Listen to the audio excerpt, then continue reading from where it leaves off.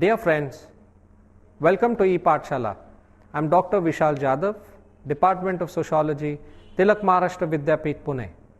Today we are going to look at a module titled Violence Against Women, Feminism and Politics, which is part of the political sociology paper.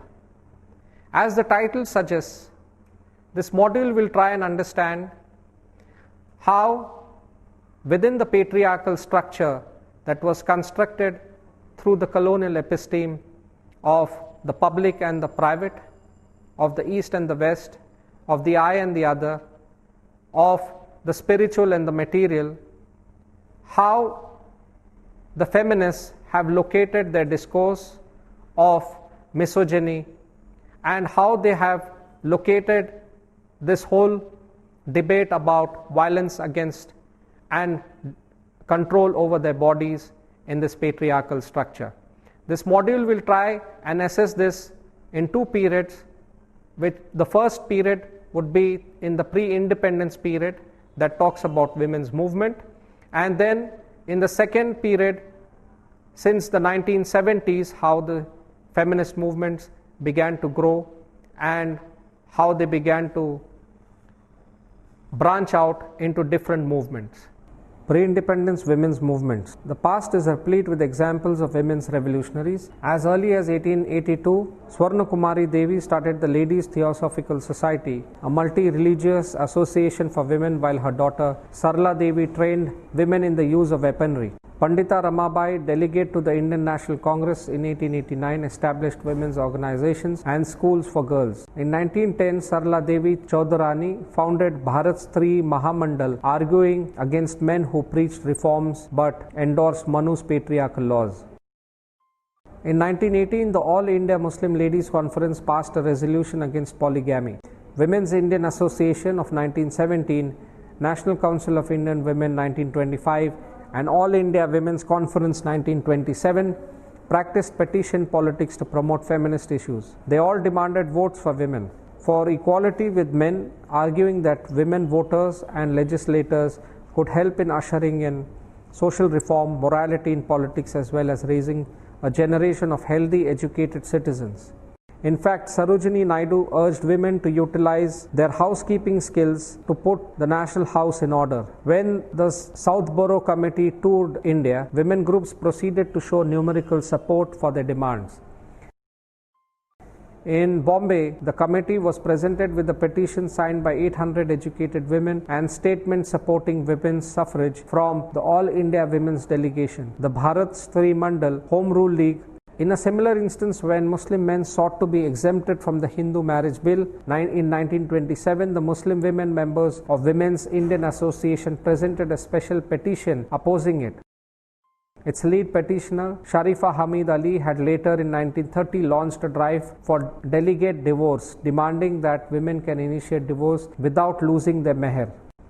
This was also a period of reform initiatives by M.G. Ranade and Rajaram Mohan Roy to curb practices of female infanticide, sati and child marriage. Eager to counteract the British critique of Indian culture, reformers saw women's emancipation as critical to nationalist regeneration.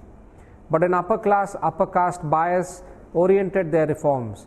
This was evident in the issues that were not given their due importance, like inheritance rights, domestic violence or polygamy, anything that disturbed the patriarchal hold over the private sphere. For instance, sections of the Hindu Code Bill which legalized intercaste marriage and enabled divorce were definitely not welcomed with open arms and were viewed with great hostility. Moreover, Partha Chatterjee had analyzed the nationalist resolution of the women's question, which was done by outlining the two spheres of culture as material and spiritual. These two separate spheres, identified as Bahir, world, and Ghar, home, were aligned with gender roles.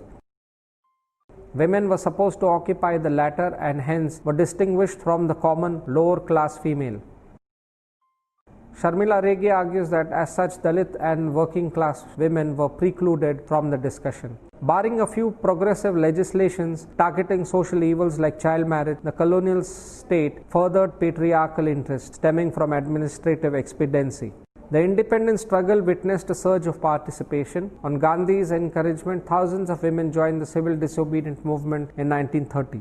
Sarojini Naidu, Lado Rani Jutsi, Rani Gudialo, Kamala Nehru, Hans Mehta, Ankita Bai Gokhale and others vigorously participated in Satyagraha, braving the violent onslaught of the colonial army. Nari Satyagraha Samiti, Mahila Rashtriya Sangh, Stri Swarajya Sangh and Swayam Sevika Sangh boycotted foreign cloth and liquor. Dalit women also played an important role in the movement spearheaded by Ambedkar and Phule in Maharashtra. Anasuya Sarabhai, Maniben Kara, Ushabai Dange, Parvati Bhore, part of the labor movement, worked for amelioration of textile mill and railway workers. However, problematic values of male guardianship underlined Congress-led nationalism, which threatened to overwhelm women's issues. It soon became apparent that the nationalists were not interested in the women's empowerment. By 1940s, another dilemma cropped up for women's organizations. In the run-up to the Special Reservation for Women campaign, they faced resistance from nationalist leaders. In Young India, Gandhi argued that women should take their place beside men, but a vote for women campaign would end up distracting attention from the freedom struggle. Following this, Begum Shah Nawaz's recommendation to accept special reservation as an interim measure was refused by others during the 1930 Round Table Conference. Moreover, in 1941, when the Rao Committee's proposal to reform the Hindu law was opposed by the Congress, women leaders who had initially thought otherwise joined the boycott on the insistence of Gandhi and Mrudula Sarabhai. From then onwards, they became fully committed to the freedom struggle, sidelining their initial concerns with gender equality. According to Samita Sen, by the 1940s, All India Women's Organization no longer had any political influence since the ideology became too middle class, too Hindu and urban to appeal to the impoverished sisters. While there was a significant turnout of peasant and working class for class-based action and nationalist movement led by the left, for instance the Tebaga movement, the independent women's organizations failed to mobilize them for their campaigns on gender issues. The alliance between the All India Women's Conference and Indian National Congress proved to be a drawback since the identification of oppressive male agency became muted. As such, the focus shifted to the system and not men, which in turn suited the latter's welfare orientation. Post-independence, the 1950s witnessed a wave of euphoria and optimism regarding the future, particularly the promise of economic growth, benefits trickling down. Upper and middle class women absorbed into the ranks of a welfare government and women's organizations that became institutionalized uncritically accepted this goal. However, left-oriented women's groups were rather skeptical of the constitutional guarantees and promises of prosperity. Therefore, the National Federation of Indian Women was born in 1954. In 1960, several industrial workers, wage and unionization struggles emerged, which witnessed enormous participation from women. However, the forum on which women's grievances could be discussed was still lacking. Thus, there appeared to be a lull in feminist activity until the 1970s, when an entire new generation of women launched a reinvigorated radical movement once again. Feminist engagement with civil society. The 1970s marked a turning point in women's movement since there was a resurgence of feminist consciousness. For instance, the Shahada movement of 1972, a Bhil landless laborer struggle against exploitative landowners was taken over by women who confronted issues like domestic violence and alcoholism. In 1972, Self-Employed Women's Association was established to ameliorate working conditions of women in the informal sector. Mrinal Gore and Ahilya Rangnekar initiated the anti-price rise agitation in 1973, mobilizing several women who would beat plates with rolling pins to protest. In 1974, Progressive Organization of Women emerged out of the Maoist movement, whose women cadres united against gender oppression and questioned the sexual division of labor. The Nav Nirman movement of 1974 in Gujarat, initially involving students against inflation, later attracted women who criticized the state, conducting hunger strikes and arranging mock courts to pass judgments on corrupt officials.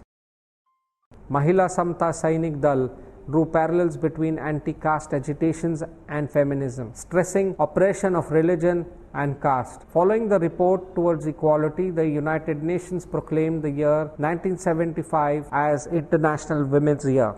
Simultaneously, disillusionment had set in against the left parties, which were gradually losing their radicalism and were insensitive to women's issues.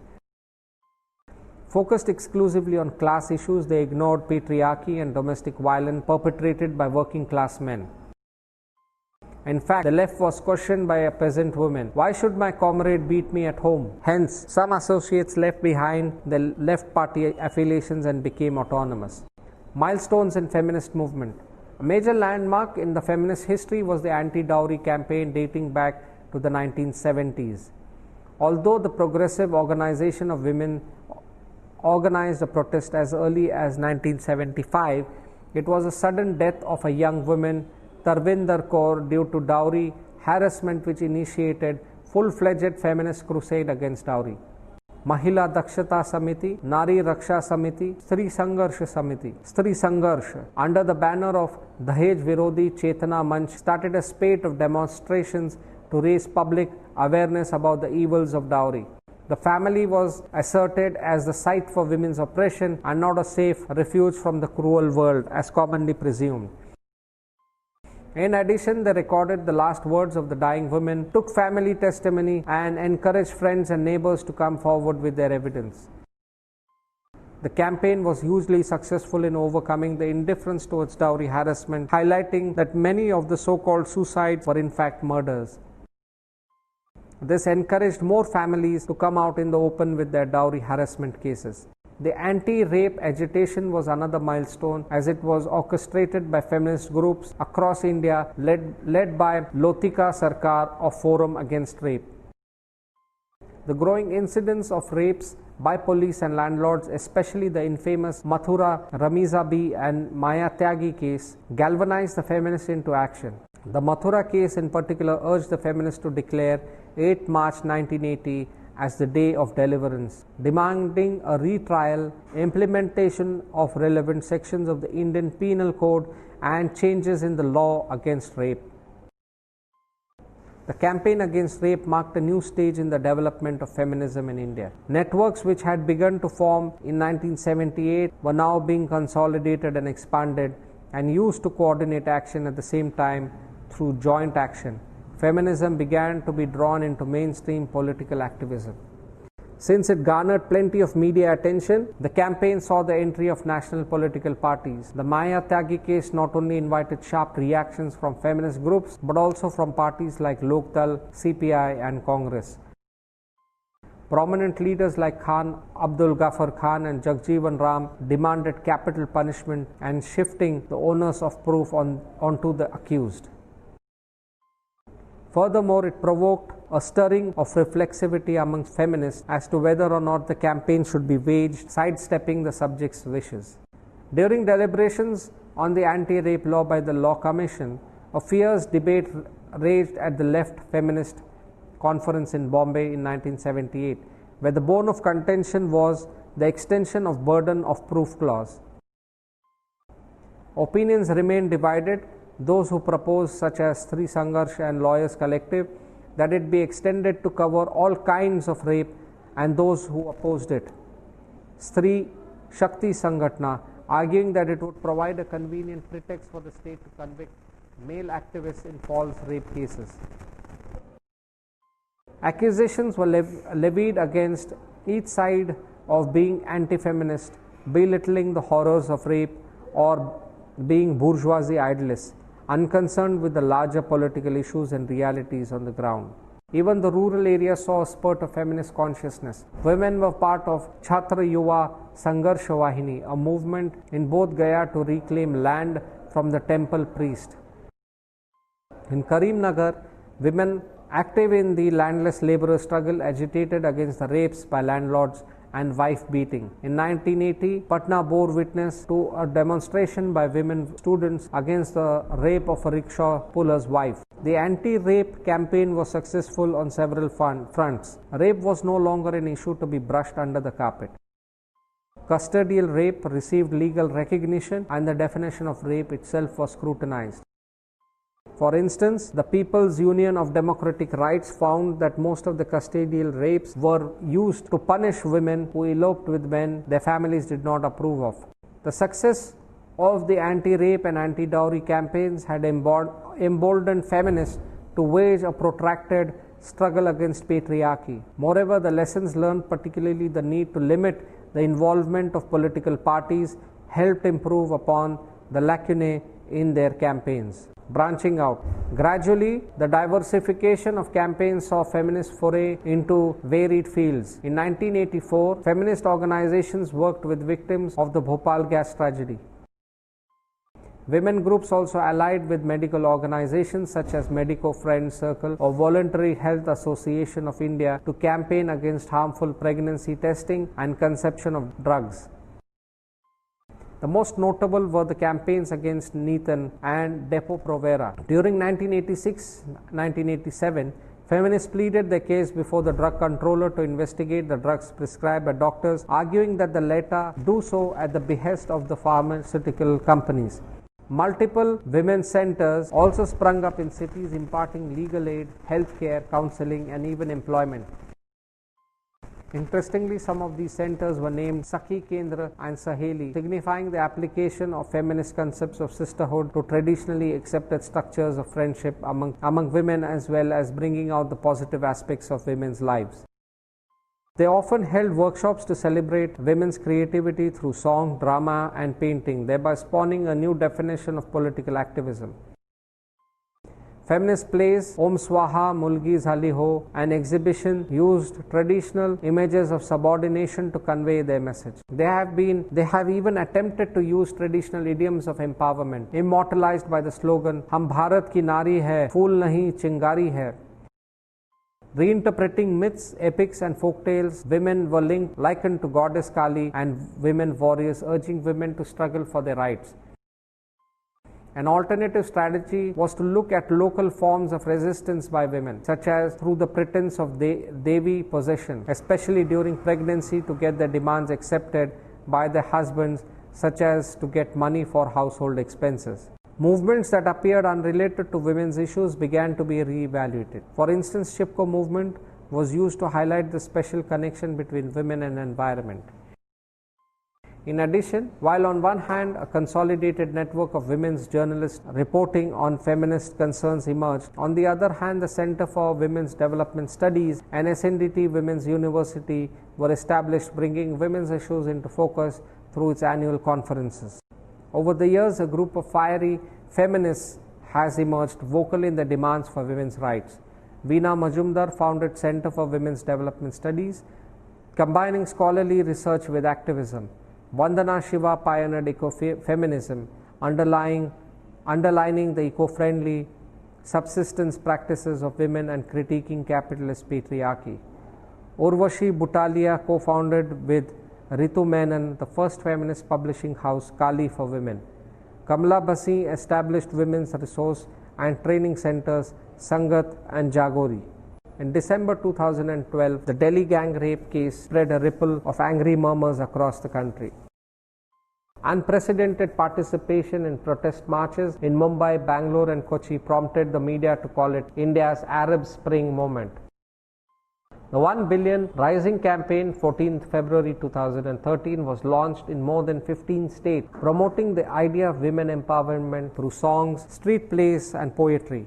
In wake of the nationwide outrage, the Justice Verma Committee compiled a report in concurrence with women's groups like Forum Against Oppression of Women, Jagori, Women Against Sexual Violence and State Repression. The committee outlines a Bill of Rights for women, wherein the state shall commit itself to provide right to life, security and bodily integrity for women. The committee in particular directed its attention towards the police as an area of much needed reforms. It noted that the police are not guided by the principle of the Constitution or the rule of law, but routinely act as arbitrators of honor or shame, viewing all women who wish to lodge complaints of rape or sexual assaults as essentially shameless. More importantly, it redefined consent, ensuring that passivity under shock or trauma is not construed as consent. While inaction by senior public servants, police, armed forces is liable for punishment, the committee also recommends amending the Armed Forces Special Powers Act. Furthermore, the Supreme Court re-examined the constitutional validity of the provision providing the definitions of juvenile, particularly in wake of the alleged brutality committed by one of the perpetrators. In another sexual assault case at Kamduni, West Bengal, women activist groups like Nari Chetana, Manch and Maitri demanded justice for the victim as well as accountability from the government. Some of the activists even had to court arrest. Similarly, women's groups like Alochna have waged a protracted struggle against sexual harassment. As early as the 1980s, the Forum Against Oppression of Women took up the cause of sexual harassment suffered at workplace, including PhD students persevering even in the face of adverse media publicity. During the 1990s, the brutal gang rape of Bhauri Devi, a government employee who tried to prevent child marriages, provoked women's group to push for a progressive law culminating in the Vishaka Guidelines of 1997. The sexual harassment of women at workplace law enforced in 2013 was the outcome of deliberations by the National Commission for Women in consultation with several women's organizations. When a sexual harassment case was filed against a former Supreme Court judge by an interim feminist activist like Vishaka Group for Women's Education and Research, Women's Rehabilitation Group, Jagori and Kali for Women pleaded to be interveners in the case. In another case involving the harassment of Ugandan women by certain authorities in Delhi, Kavita Krishnan of AIDWA, Indu Agnihotri, Center for Women's Development Studies, and Annie Raja, National Federation of Indian Women, strongly condemned the incident and insisted that the guilty be brought to book. The Slut Walk or Besharmi Morcha too has been initiated by some women activists like Rita Banerjee as a mark of protest against the patriarchal assumption about blaming rapes on women's clothes. In 1999, it documented and analyzed the diverse civil and family laws applied to Muslims. Steps headed by Daud Sharifa Khannam questions the Jamaat's authority, traditionally headed by men, to decide matters concerning women. Divorce, dowry, domestic violence, custody. Hence, it intends to replace the extant Jamaat with one consisting of women members. It currently plans to erect a mosque exclusively for women and open a center for research on Islamic jurisprudence. Among tribal women, Nari Mukti Samaj ensures food security for families in Malkangiri. In Maharajor village, Samaj Vikas Mahila Samiti tackles the problem of water scarcity by rallying for construction of a dam in the region. There also emerged a discourse of dissent from mainstream feminism. Dalit feminism challenged the urban and middle class character of the women. The National Federation of Dalit Women and All India Dalit Forum argued that feminists homogenized their issues, ignoring patriarchal domination suffered by Dalit women. The left parties, from which most feminists hailed during the 1980s, were in particular blinded by their obsessive concerns with the materialist framework. As such, the anti-rape, anti-dowry, anti-violence struggles were waged against caste factor, which adds to the severity of sexual violence, hardly figured in the analysis of rape. For instance, the National Federation of Indian Women attributed the Mathura rape case to class, thus excluding the sexual assaults on Dalit women in Marathwada during the Namantar agitation. Even dowry cases were conceptualized outside the framework of Brahmanization. While the left party-based women's organizations like National Federation of Indian Women collapsed caste into class, the autonomous women's groups collapsed caste into sisterhood, both leaving Brahmanism unchallenged. Hence, they insisted on an independent identity, denying the chance to mainstream feminists to speak on their behalf. Such assertions hark back to pre-independence era. Savitri Phule, Tarabai Shinde and Muktabai had written about the deprivations of their lands, their barriers to knowledge, the commodification of the bodies as well as the patriarchy inherent not only among the Brahmins but also the non-Brahmins. Women actively took part in the Mahad Satyagraha, lent their support to the Independent Labour Party and the Scheduled Caste Federation, as well as attending conferences where they passed resolutions against Brahmanical practices, child marriage, enforced widowhood and dowry. In Akola region, there was sustained activism by Dalit Mahila Mandals, especially expressed through the compositions Ovi and Palana, that were rich in political content. In 1990s, heralded the emergence of organizations like National Federation of Dalit Women, All India Dalit Women's Forum, Maharashtra Dalit Mahila Sangatna, as well as the celebration of Bharatiya Stri Mukti Divas on 25th December, spearheaded by Dr. Pramila Leela Sampath. Today, the Bahujan Mahila Aghadi and Shet Mazur Shetkari Shramik Aghadi in Maharashtra struggle over pasture land as well as opposing globalization and Hindutva forces.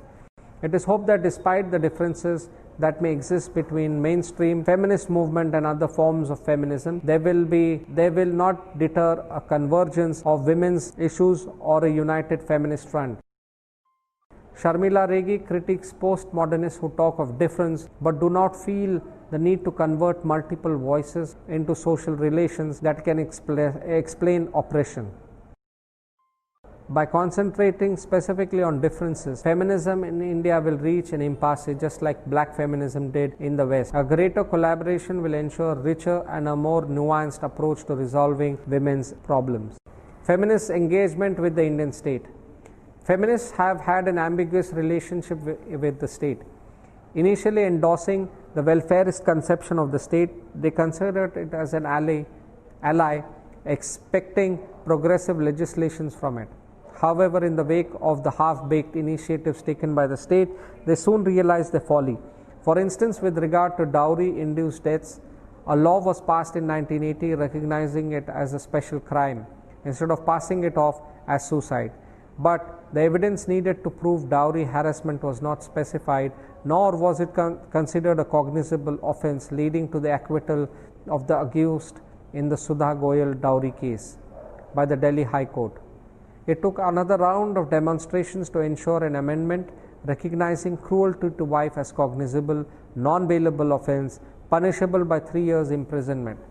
Likewise, the vehement anti-rape agitation pushed the introduction of a bill defining categories of custodial rape, specifying punishment of 10 years in jail, mandating trials to be in camera, and shifting the onus of proof onto the accused.